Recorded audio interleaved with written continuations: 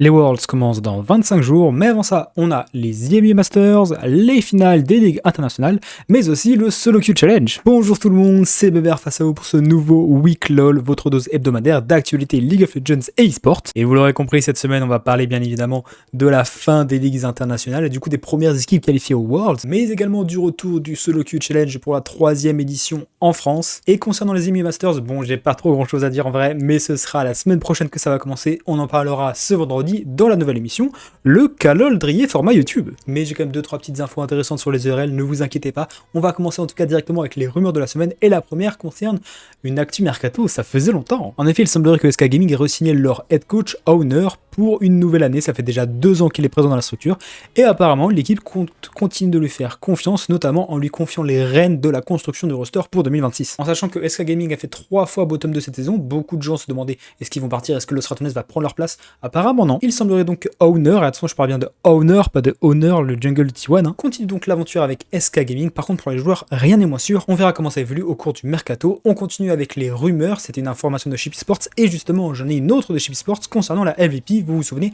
on en a déjà parlé la semaine dernière. Ou plutôt devrais-je dire la LVP Superliga, ou même la Superliga tout simplement, car LVP va quitter la Superliga, la gestion de cette ligue. Pour rappel, la semaine dernière, je vous avais dit qu'un plan d'action allait être mis en place pour éventuellement écarter 59 employés de la ligue. Et justement, il y a eu une réunion par rapport à ça, et suite à cette réunion, eh bien, il semblerait que LVP cesse ses activités pour gérer la Superliga. Ainsi, LVP ne dirigera plus la Superliga pour 2026, mais la ligue existera toujours. Pour ceux qui n'ont pas capté, on parle de la ligue espagnole. Et dans l'article de Chip Sports, on a différents noms qui passent, notamment Webedia éventuellement pour reprendre le contrôle de la ligue, mais également d'autres entreprises qui ne parlent pas forcément à nous autres français, donc je vais pas les citer ici.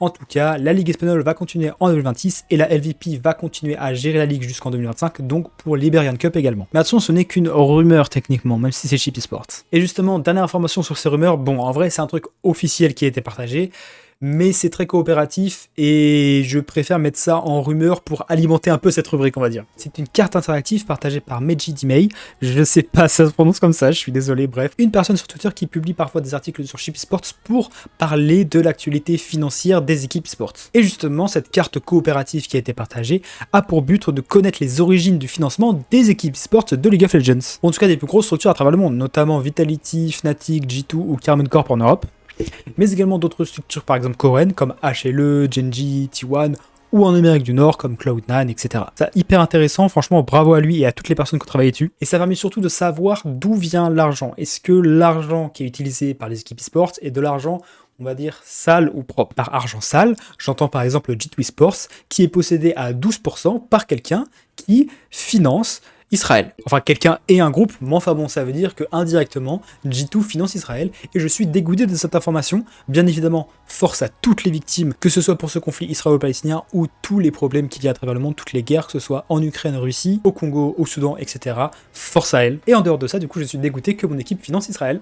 Voilà, même si c'est indirectement, hein, ça n'empêche pas qu'un gars ou un groupe qui finance G2 finance aussi Israël. Puis au passage, il y a toujours Carlos Ocelot, l'ancien CEO, qui a 25% des parts. Hein. Ça, je le savais déjà, mais c'est toujours frustrant d'ajouter ça à la petite cerise sur le gâteau. Bref, passons à un autre sujet un peu plus gai cette fois. Et on va passer justement aux informations officielles en parlant de la LFL et de la division 2 française à propos de BDS Academy et Esprit Shonen qui se sont affrontés dans un dernier match qualificatif de ces up and down. Et oui, j'avais oublié de parler des up and down dans le dernier calendrier, je suis désolé. Quoi qu'il en soit, après un BO en 5 parties, c'est Esprit Shonen qui s'est imposé face à BDS Academy, passant ainsi donc en LFL et BDS Academy étant relégué en Div 2. Ça fait donc 3 ans de suite qu'on a une nouvelle équipe en LFL qui vient de up and down.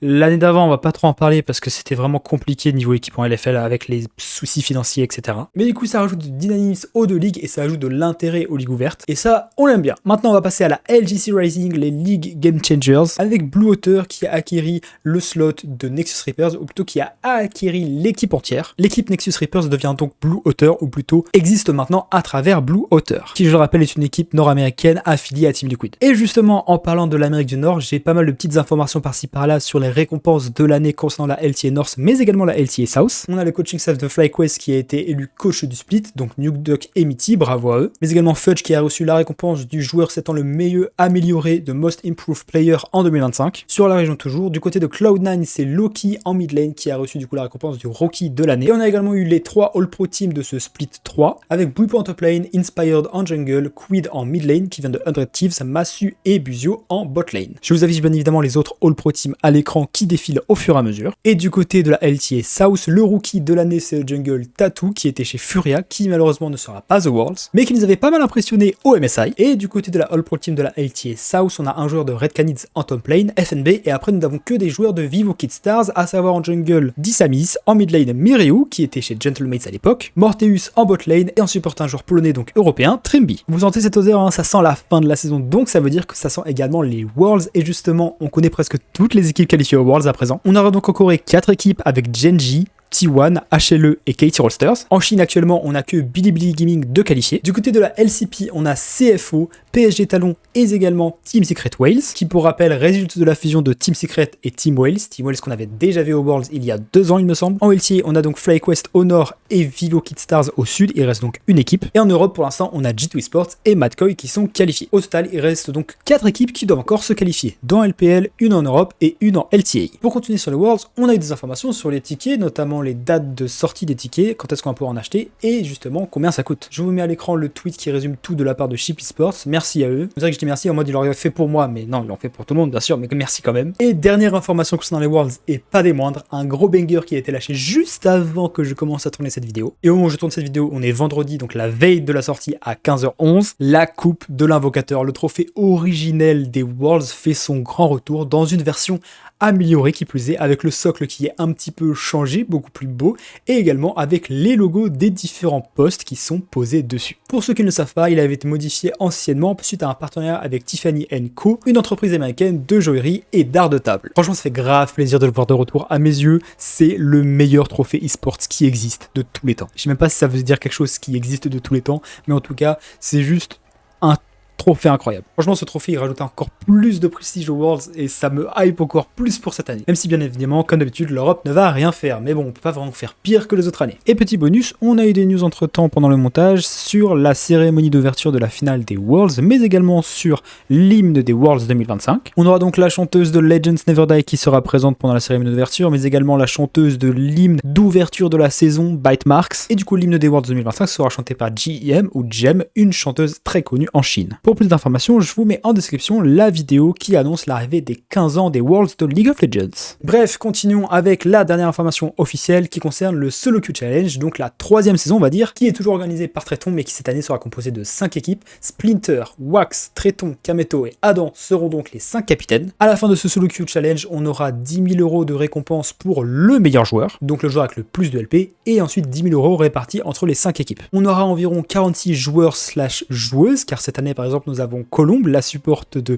G2Hell, et nous aurons droit donc à 3 semaines de solo queue intense. Ça commencera le 21 septembre et ça finira le 12 octobre. Et pour les nouveautés, tous les joueurs pourront avoir des comptes qui n'ont pas besoin de faire les 10 games de placement de départ. Ils commenceront à peu près tous avec un MMR Platine Emerald, et Kameto en tant que capitaine a des conditions particulières parce que comparé aux autres capitaines, il a pas le même niveau quoi. Donc il va se voir fixer un objectif de LP en master à atteindre. S'il l'atteint, il aura un bonus de LP à confier à son équipe. Actuellement le bonus serait de 50 LP et également il aurait un joueur en plus vis-à-vis des autres équipes. Actuellement ce serait 50 LP en plus et également il aurait un joueur en plus pour l'accompagner en comparaison avec les autres équipes parce que techniquement il est moins bon que les autres comme je l'ai dit, ou plutôt les autres sont meilleurs que lui. Et enfin un bonus pour cette partie équipe, pendant plusieurs soirs toutes les équipes se joueront en BO3 pour avoir des bonus ou des malus pour justement engranger des points. Attention, ça n'affectera que le classement par équipe, pas le classement individuel bien évidemment, et s'il y a des joueurs pros qui vont aller au Worlds au même moment comme Kali, Stansama, Skumond etc, et forcément ils pourront pas aller jusqu'au bout, donc ce sera une sorte de stratégie pour les capitaines de choisir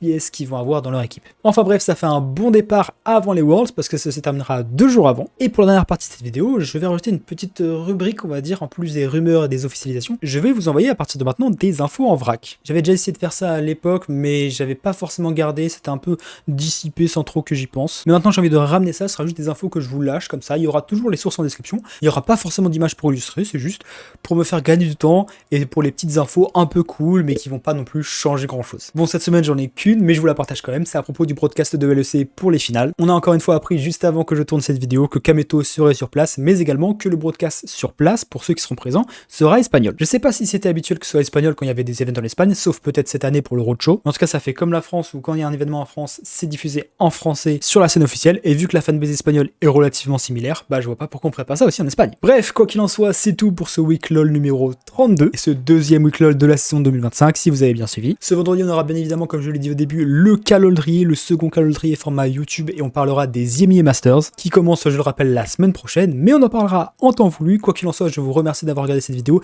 N'hésitez pas à faire un tour sur mes réseaux pour voir ce que je fais ailleurs. Les liens sont dans la description, Twitter, Instagram, TikTok, Twitch, et également vous abonner à cette chaîne YouTube, mettre un like, un commentaire pour réagir à l'actualité de cette semaine, ou peut-être à des prévisions de ce qui pourrait arriver. Peut-être que vous êtes des devins, peut-être que vous voyez le futur, vous êtes des visionnaires, je ne sais pas. N'hésitez pas. Bref, je vous remercie encore d'avoir regardé cette vidéo, j'espère qu'elle vous a plu. Je vous donne rendez-vous mardi, depuis tout à l'heure je dis vendredi, mais c'est bien mardi que sortira le prochain calendrier, et vendredi la semaine prochaine du coup pour le prochain Week LOL. C'était Bébert, salut!